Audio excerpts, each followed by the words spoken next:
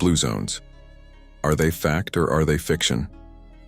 Blue zones are those magical places where everyone lives amazingly long and healthy lives and are seemingly free from the diseases of Western society, such as cancer, heart disease, diabetes, and just getting old and miserable.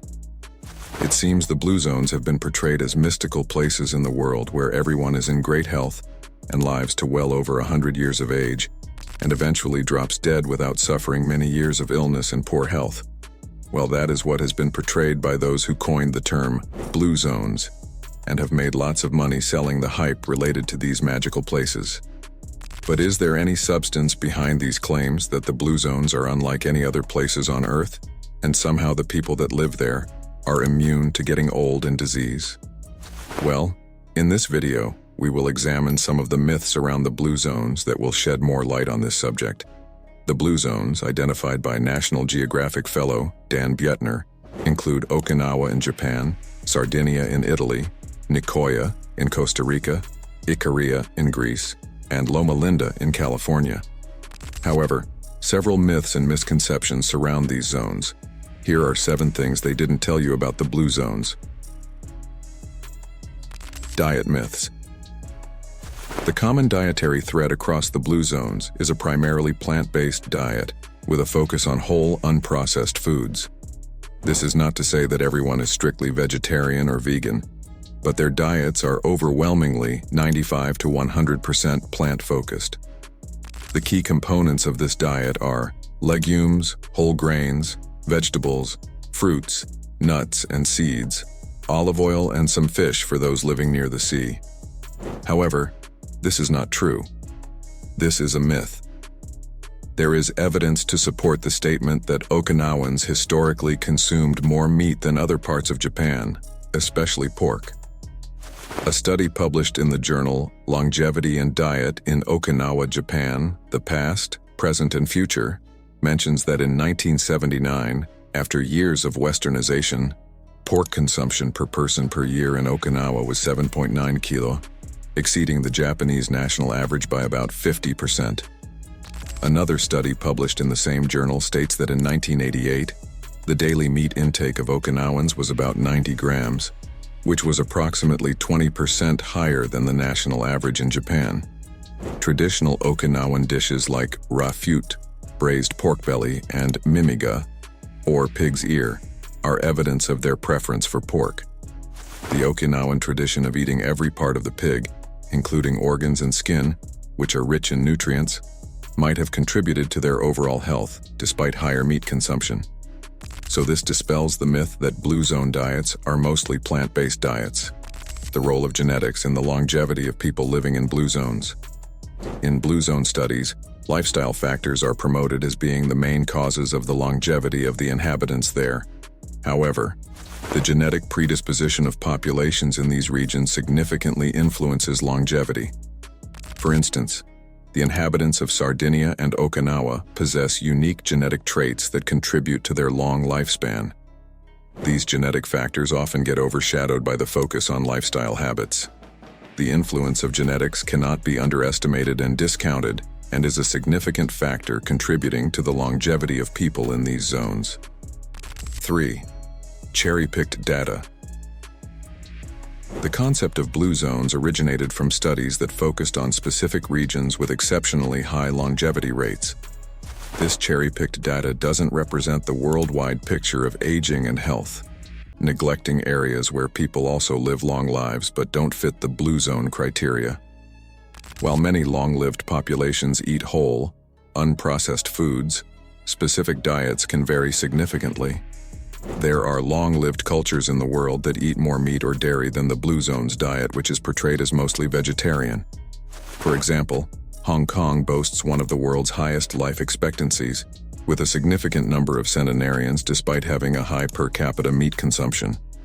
This seems counterintuitive to the common association of meat-heavy diets with increased health risks. Here's a look at likely reasons behind this phenomenon. While meat consumption is high, the overall diet in Hong Kong is often balanced with plenty of vegetables, fruits, and fish. This variety provides essential nutrients and antioxidants that may offset some of the negative impacts of meat consumption. Cantonese cuisine, prevalent in Hong Kong, often involves steaming or stir-frying. These cooking methods use less oil compared to deep frying, reducing the intake of harmful compounds. Exercise is valued in Hong Kong culture, with many people participating in Tai Chi, Qigong, or other forms of exercise, further promoting a healthy lifestyle. As we have discussed above, some research suggests that certain genetic factors may play a role in the longevity of the Hong Kong population, potentially offering some protection against the risks associated with higher meat consumption. Hong Kong has a well-developed healthcare system available to everyone. All people receive timely medical care and preventive screenings, so any illnesses are picked up and treated early. Hong Kong enjoys a high standard of living, with access to clean water, sanitation, and education. These factors contribute to overall well-being and can positively influence health outcomes. The type and quality of meat consumed might also play a role. While processed meats are associated with increased health risks, lean meats and fish, commonly consumed in Hong Kong, are considered healthier options. As you can see, it is a myth that the blue zones are the only places in the world with long-lived people who are vegetarians. There are other places in the world with high numbers of centenarians who value eating meat and who are extremely healthy. 4. Poor record keeping. Are those people portrayed as centenarians in the blue zones really as old as they say they are? Well, again, this could well be another myth that needs to be exposed about the blue zones. The reliability of the age records of inhabitants in these places is questionable, as there is no proper, systematic verification of ages practiced in these regions. One of the most significant issues with the blue zones is the reliability of age records. In many of these regions, systematic verification of a person's age has only been practiced recently. Historical records are often missing or false, leading to potential overestimation of the number of centenarians. In Japan, it was discovered that many reported centenarians were actually deceased, casting doubt on the accuracy of the data. Also, in Okinawa, Japan, recent data shows that men in Okinawa don't live as long as men in other Japanese prefectures, contradicting earlier claims. 5. Socio-Economic Factors. Blue zone regions benefit from strong socio-economic factors that contribute to better health and longevity. This has not been focused on as much when we hear how it's mainly the diet that leads to longevity in these zones. In the blue zones, there is less income inequality and often better access to good health care. Community and social support systems in these zones also play a crucial role in making sure the elderly are looked after and feel emotionally and physically supported.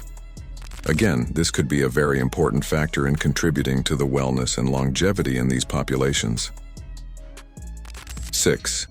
Misleading health claims. Some health claims associated with blue zones are not supported by robust scientific evidence. For example, the idea that specific superfoods like beans or sweet potatoes are the key to longevity is not backed by conclusive research. Some blue zones, like Sardinia and Icaria, are known for moderate wine consumption. Studies linking moderate wine intake to longevity are often observational and do not show causation. Excessive alcohol consumption is known to be harmful to health, so it is unclear if any alcohol consumption is actually beneficial to health. The blue zones concept focuses specific lifestyle factors in isolation, such as diet or exercise. But longevity is not as simple as that. It is a complex interplay of multiple factors, including genetics, environment, social support, and access to healthcare. The blue zones represent specific populations with unique cultural and genetic backgrounds. Other cultures and populations have their own unique factors, which are unique to them. One size does not fit all.